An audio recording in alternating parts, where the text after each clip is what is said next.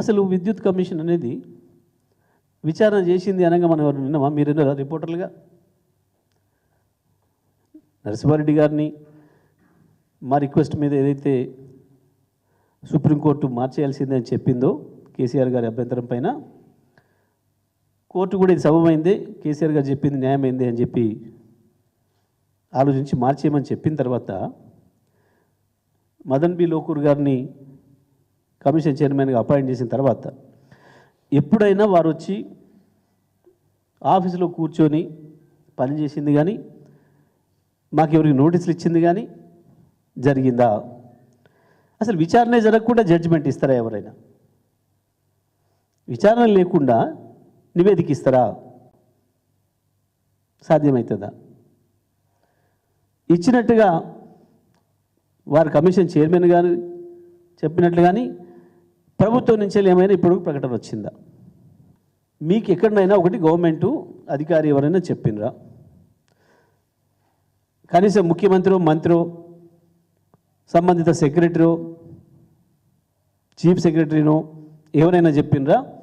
లేదా చైర్మన్ గారు ఆఫీస్ నుంచి మీకు ఏమైనా అధికారికంగా ఏమైనా లేఖ వచ్చిందా?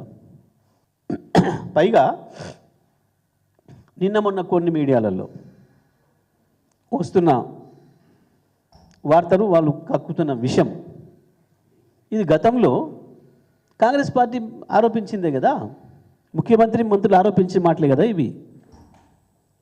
ఇంకొక మాట కూడా, కమిషన్ వేస్తున్నా అని చెప్పి ఎక్కడ ప్రకటన చేసిందండి ముఖ్యమంత్రి?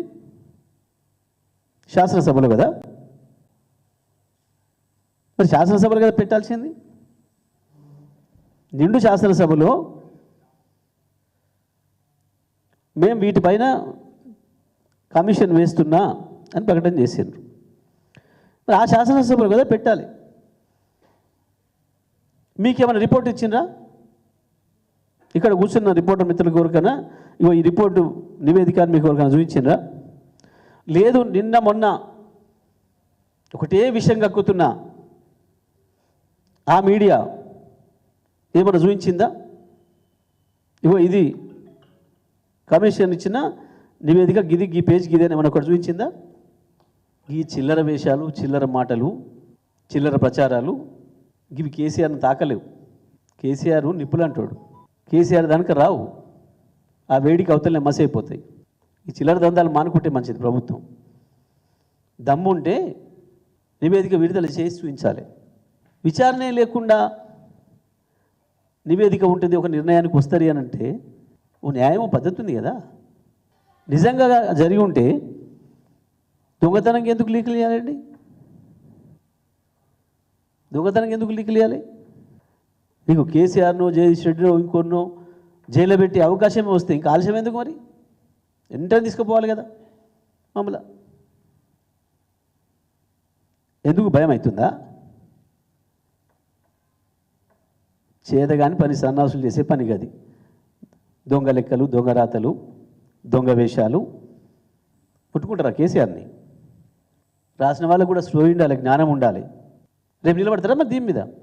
గతంలో ముఖ్యమంత్రి చాలాసార్లు ఇట్లాంటి చిట్ చాట్లని, గిట్ చాట్లని తనకు దగ్గర వాళ్ళు అనుకూలతో, బాకాగాన్లతో రాయించాడు చాలా.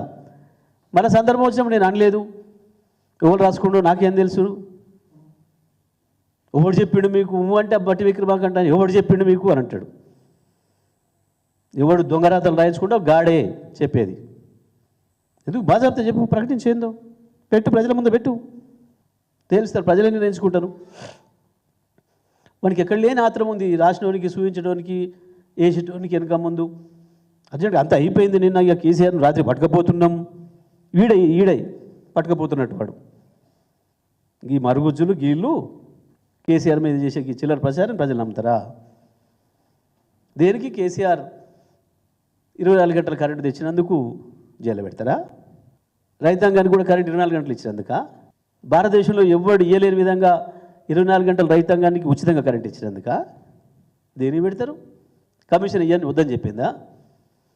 24 గంటలు కరెంట్ ఇచ్చింది కాబట్టి కేసీఆర్ని అర్జెంటుగా జైలు పెట్టాడని చెప్పిందా? ఎందుకు ఈ దొంగరాతలు? మరి నివేదిక వస్తే బాజాబ్తీగా పెడతామే. అది నివేదికలో ఏముండదు, మా పరువు పోతుంది అని ముందే ఈ చిల్లర రాతలు రాయించుకొని, చిల్లర వేషాలు వేసుకొని అశ్వినకానందాన్ని పొందుతున్నారు. అంతకుమించి ఏం లేదు.